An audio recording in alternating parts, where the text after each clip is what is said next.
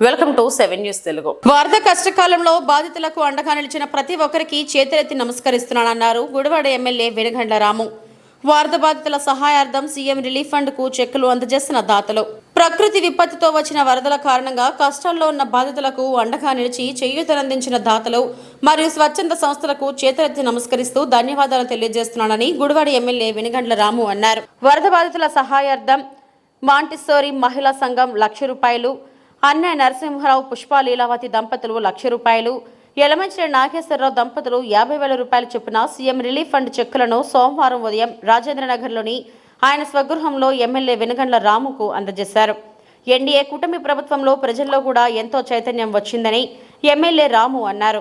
విపత్కర సమయంలో పెద్ద మనసుతో ముందుకు వచ్చి వరద బాధితులకు అండగా ప్రభుత్వం చేస్తున్న కార్యక్రమాల్లో పెద్ద ఎత్తున భాగస్వాములవుతున్న దాతలకు ఎమ్మెల్యే రాము ధన్యవాదాలు తెలియజేశారు.